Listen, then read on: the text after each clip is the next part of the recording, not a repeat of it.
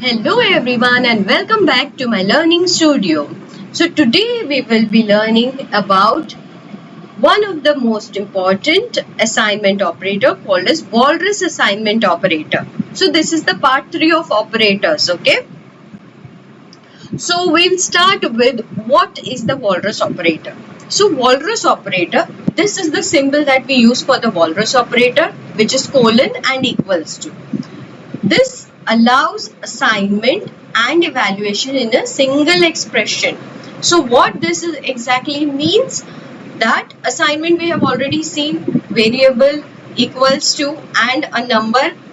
What it will do, it will put that number into a box, correct, which is actually the memory. So here we are saying that assignment and evaluation in the same expression. This was introduced in 3.8. Why is it called walrus? Because this symbol, it looks similar to eyes and the tusks of walrus. See here, I have specifically shown here. Okay, hence it is called walrus operator. Now next, so here I have shown you, this is assignment operator we have already seen, and this is the walrus assignment operator, colon and equals to. So what does assignment operator do? Here 5 star 2, this is the expression and this is the variable. Here we have used the assignment operator equals to. What happens when we write the statement? Here 5 stars 2, it is evaluated, and in the memory the value is empty here, right? It has just calculated it.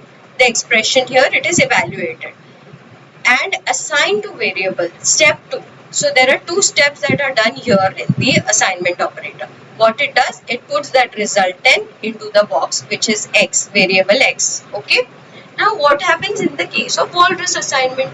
Here both evaluation and assignment takes place in the same step. Only one single step does both the things, does together. Okay. So here this is how it is shown, the expression evaluate plus assignment, and it goes into the memory. Okay, so here the steps are reduced.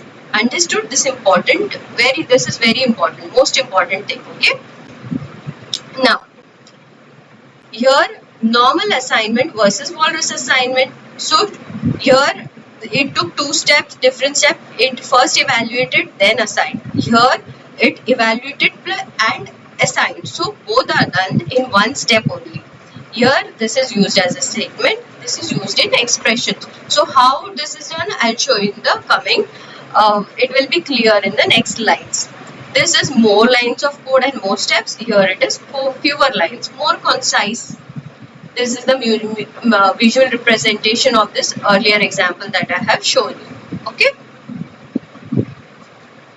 Now this is summarizing it all. Walrus operator, it looks like this. This is the syntax of walrus operator. Variable colon equals to expression. So this is how the syntax should look like while writing. This is how it goes.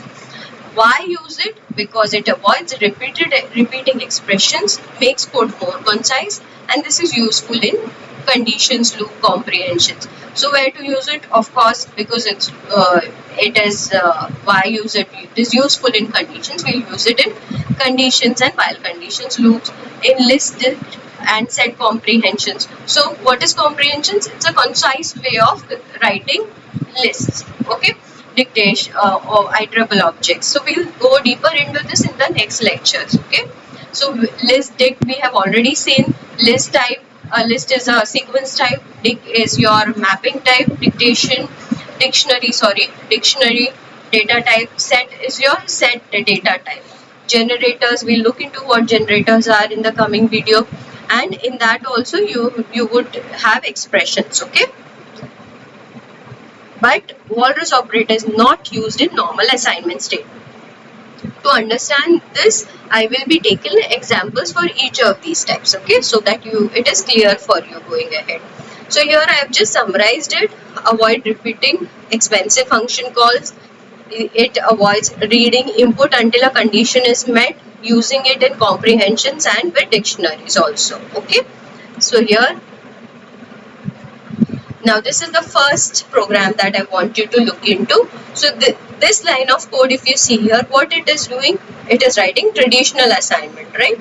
Now what it does, name is equal to input enter name. So here actually we are asking the user to enter the name is assigned in the variable, then the length of the name is checked, how much is the length of the name value, the value would be. So if you see here, I have inserted Raz, which is only length of this is 3, which is greater than 5. No. So obviously this will go to else statement and this will be executed. So it wrote too short. Got it? Now if again I entered, it asked me again, so it gave you Razia. I entered Razia Patel. So what did it do? It checked how is it greater than 5 or less than 5? This is greater than 5. So this condition was true, hence it printed the name. Okay, so this is what this traditional assignment does. This is a code where I've used traditional assignment. Now the same thing, what I'll do is, these are in 2 sentences, right? Name, here it is taking the value and it is the if condition is evaluating this. Same thing what I did was, if condition, I took the input also and assigned it to the name variable also, and after that in the same line I am checking the length code as well as if the condition is met. So this is how it reduces the lines of code as well as it becomes concise also. Okay, the same thing here I have used is walrus operator. Okay, now next here is what? This is input validation. So I have used walrus operation in the operator in the while condition. So what this does is, while it is this entered value is not capital exit, or take an entry and make it uppercase and assign it to message. Now first it will evaluate the condition, it will actually evaluate the expression and assign it to message. Check while it is not equal to exit, it will print a message. Okay, so this is what this line of code does. So what here we do, input is stored in the message, same value is immediately checked, right? So this whole thing is done in the single sentence. Otherwise there would be 2-3 sentences with which we would have to write this same line of code. Okay, in traditional style if we are writing it. So avoids calling input twice. So here input is not called twice, instead it's just called once. Correct? Next here this I wanted to show for our next example. What we need to do is, I have a test app logs text file, which actually is a log file that stores all the log information. It is logging everything that is happening on our server. Okay, so info means that a server just started, so all these things are informations. If there is some risk that I need to warn the server administrator admin. So here it is showing warning, disk usage reached 85%. Now if there is an error, so we have to always be very critical about what happens on our servers, right? So this is a log file that keeps all the information, what exactly is happening. Okay, so now in our next example, what we'll do, we'll simply read this file and print those lines in a way that we want it. Okay, why I'm doing this? I just want to show how this walrus operator is used, okay, in real life scenarios. So here with operator, so first with open. Now what this function does, it opens the file. This file is opened inside the memory as what? A file object. Then while line, what this does is, file object, with file object read line method is called, and on that we are performing strip. That means it is removing the empty spaces, correct? And then it is assigning it to this line variable, and in the later section here it checks this error string if this string is a part of this line string. So this whole line it checks, is error in that? No. So it goes in else if. Is warning is in this line? No. So then it goes here. info. Yes, info is there. Info. This string is present in the line. Then it will print this. So if you see first, critical issue found. Error. Okay, so here actually because of this space issue, no, the lines, the earlier printed lines have gone up. Hence, this is showing only from this fourth one, error case. Okay, so actually this program has printed the lines, but they have gone above. Fine. So now, so you have understood this, how this is done, correct? So here we are using, the moral of the story is here that we are using the walrus operator in the while loop. Okay, so it will keep on checking till we come to the last line, which is this info server shutdown initiated. See here, server shutdown initiated. Okay, and now, so what is happening here? This single line does three operations together. So expression is validated. Along with that, it is assigned to the line variable. It reads the line from the file, it stores it in line, and checks if line is empty to stop the loop. Okay, three things are done at the same time. This program is written to avoid repeat calculations. So here we are doing efficient function calls. Okay, so here if you see what this is done, here numbers, it is a list of numbers. Without walrus operator, how we have to write? If sum of numbers. Okay, here we are calling the function sum, and numbers, this the list of numbers are passed here. What it does, this will actually give you the sum of all the numbers in the list. If it is greater than 10, then the total is equal to sum of numbers. Print total is total. Now see here, we have calculated sum of numbers twice, correct? Here it is checking is the sum greater than 10, and again then we are actually assigning the total to print it here. So in this, here it is repeating twice. Here it is calling the sum function twice. All those calculations are done again, correct?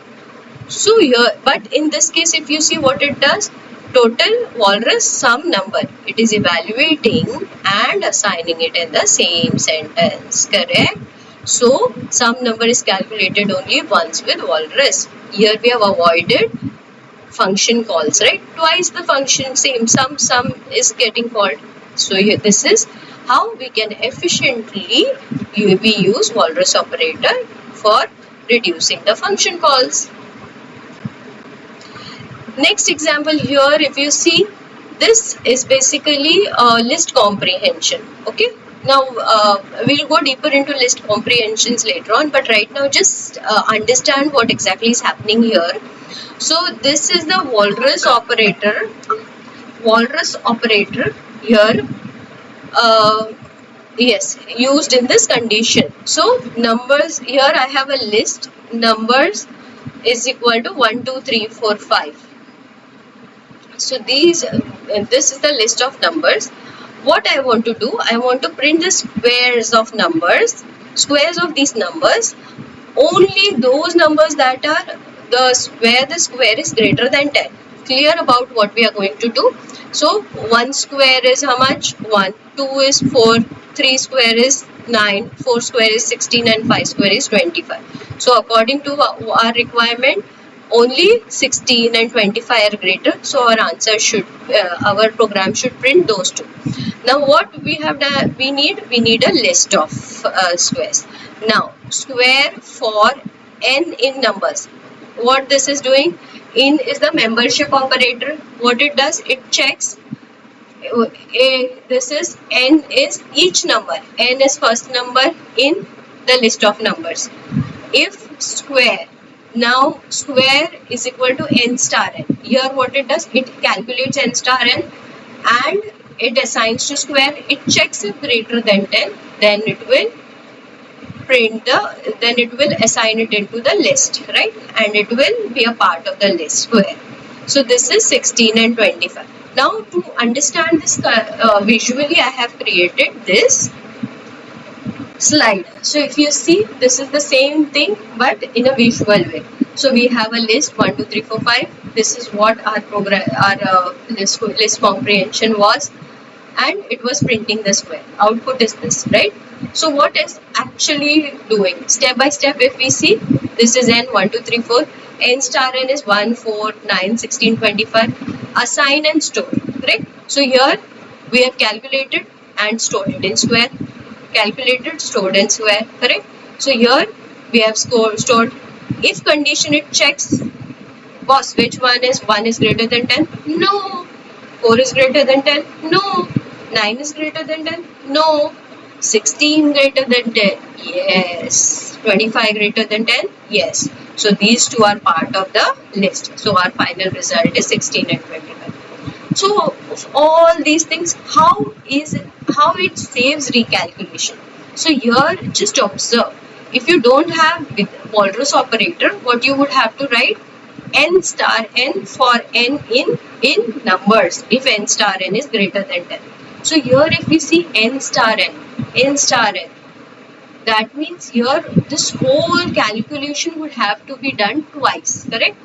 First here while checking the condition, and again here again, right? So we have reduced this calculation. That means both our time and efforts have been saved. So this is very important in computers, how you can save your valuable resources, okay, and your time and effort as well. See, with the Walrus operator, with what we did, time n star n, we calculated and we assigned also, and the same variable we have used here. So need not do that same operation twice, correct?